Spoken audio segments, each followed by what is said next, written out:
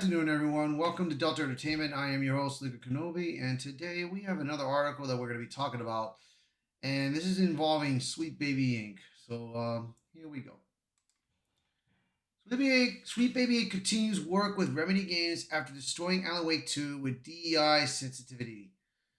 Yeah, I played this game and I was very disappointed because most of the time you're playing with the FBI chick and not with Alan Wake. The only time you play more of Alan Wake is if you went into that other dimensional world, which when I was trying to play the game, I was hoping to play more of that. But of course, I can never get there. I can't do that because I have to play with the chick. So it's like,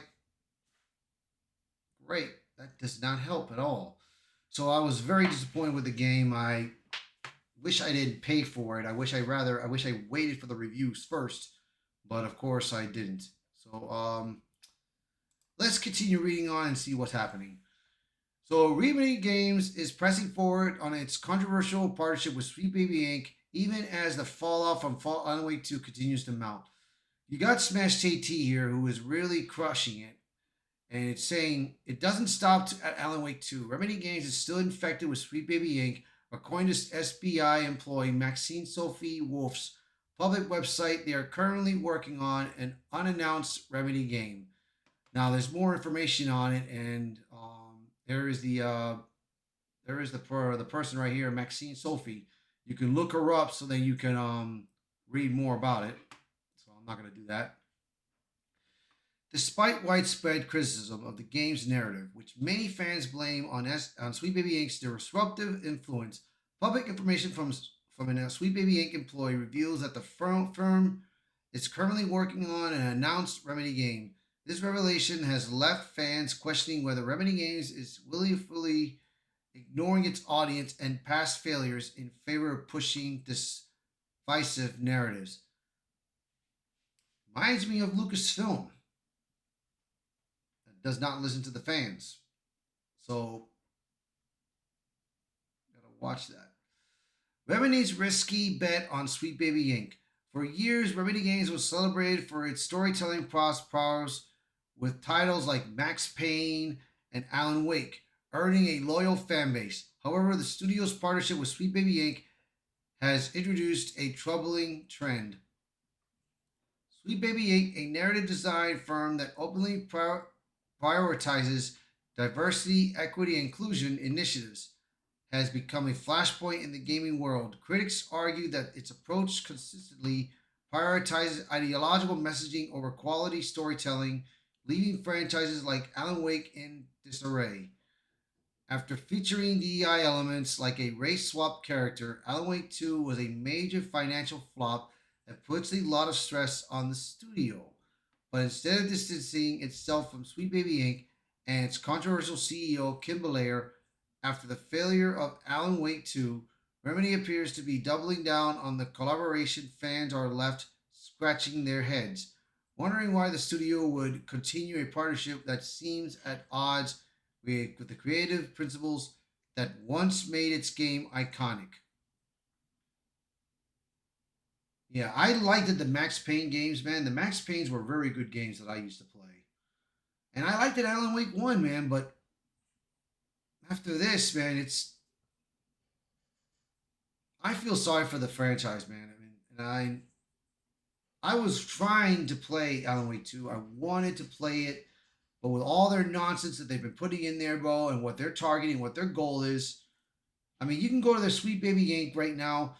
They had a list of companies that they work with all that nonsense. But now that they probably took away that list, you'll never know for sure. But if you looked at my recent video, if you looked at my other videos, my old videos about it, you will know. So, the failure of Alan Wake's Two Strands as a cautionary tale of what happens when fan favorite franchises are handed over to ideologically driven firms like Sweet Baby Inc., once praised for its dark, atmospheric storytelling. The series lost its way in the sequel, with many players pointing to a narrative riddled with hollow characters, clunky dialogue, and forced DEI themes. Reports have linked Sweet Baby Inc. directly to the narrative missteps, leaving fans feeling betrayed. According to Sweet Baby Inc.'s official website, the company worked on authenticity and sensitivity for the failed game. Instead of delivering the tense, engaging mystery they expected, Alan Wake 2 became a platform for shallow messaging and race swaps that alienated its core audience. Sweet Baby Inc.'s involvement with often undermines the very elements that made established game franchises successful in the first place. The company had an hand in continuous changes to establish popular games in the past, like race swapping Norse mythology figures in God of War Ragnarok and inserting divisive pride centric elements into Insomniac's Spider Man 2.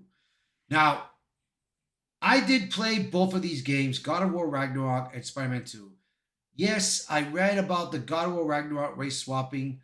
I forgot the character's name, but overall the story was good. I enjoyed the story. I enjoyed the game.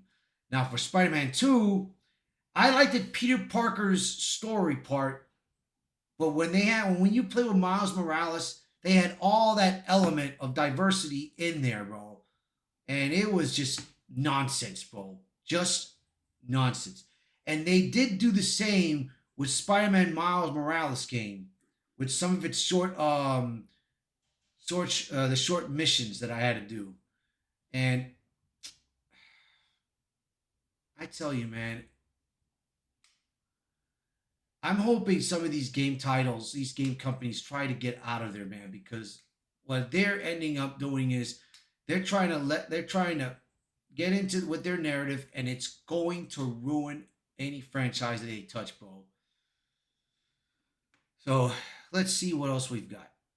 Sweet Baby 8, a track record of controversy. Sweet Baby 8 markets itself as a champion of inclusivity in gaming that has experienced tremendous success, but its track record tells a different story. From polarizing updates in The Sims 4 to its contributions to Alan Wake 2, the first involvement has frequently sparked outrage among players. Its largest and most egregious failure came in Suicide Squad Kill the Justice League, a game that turned the entire Batman Arkham universe on its head and lost Warner Brother Games and established 200 million. Yeah, man, because when you had the announcement of Suicide Kill the Justice League, Sweet Baby Inc., I thought this wasn't going to be part of the Batman Arkham series. But when I found out that it was going to be part of the Batman Arkham series, and of course they killed Kevin Conroy's Batman, disrespecting him, the game was ruined. The game was totally in ruins, bro. I thought at least the Suicide Squad would try to do was try to save the Justice League. But of course, kill the Justice League, that's their main goal. I thought it would be like in a different universe, bro. I thought it would be like in a different universe attempt. But of course, they didn't do that. So the game is in ruins. Why does this happen? Well, Sleep Baby Inc.'s narrative focuses often clashes with the established tone and expectations of beloved franchises, creative dissonance that fans can't ignore. The firm's continued presence in Remedy's creative process is seen by many as a slap in the face to longtime fans who have vocally expressed their dissatisfaction with Alan Wake 2. The dangerous path forward for Remedy. Remedy's decision to remain tethered to Sweet Baby 8 isn't just a creative risk, it's a potential threat to the studio's reputation and continued existence. Studios that work with Sweet Baby Inc. tend to suffer massive layoffs or close entirely. After the disasters of Suicide Squad, the developer Rocksteady experienced heavy layoffs that has disseminated its staff. Avalanche Studios Group, another Sweet Baby client, announced over the summer that it was laying off nearly 10% of its staff and shutting down its location in New York and Montreal. The same happened to Sweet Baby client devs Reflector Entertainment and Heart Machine. Both saw huge staff reductions after Sweet Baby Inc. influenced failures. Yet still, somehow, Sweet Baby continues to find work. And there it is right there. And Master of the TDS has also replied to this from Smash TT. I've told people over and over that they have lost no contracts and are continuing to work. I got that information from a Sweet Baby Insider. There are about 30 games they have had hand in yet to come out. Yeah, like I said, dude, as long as a company is working with Sweet Baby Inc., Sweet Baby Inc. is going to still be there. So you can't ignore it. It's hard to ignore it, but I mean, what's happening is happening, you know? The unannounced Remedy game currently in development with Sweet Baby Inc.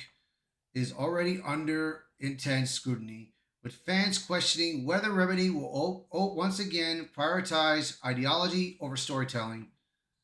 The stakes are enormous. Remedy's history of crafting memorable games has earned the company goodwill among gamers, but nothing erodes goodwill in the modern gaming world quite like associated with Kim Belair on Sweet Baby Inc. The gaming industry has seen its share of creative missteps, but a few developers choose to double down on decisions that alienate their fan base. Remedy's continued reliance on Sweet Baby Inc. raises serious questions about whether the studio is listening to its players or pursuing an agenda at will at the expense of its legacy. So yeah, I mean, if Remedy wants to keep working with Sweet Baby Inc. and not listen to the fans, that's fine by me, bro. That is fine by me. So, I mean, count me out on trying to get a game from Remedy, man. But we'll see. We'll see what they do, bro, from here on out. So, that's going to be it for the article. So, thank you for watching this channel. Thank you for being in this channel and watching this video. If you like the video, hit the like button. Share this video. Post a comment below. Let me know your thoughts. And if you're new to the channel, please hit that subscribe button for me. All right, guys. Thank you all so much. And I will see you in the next video. Bye, everyone.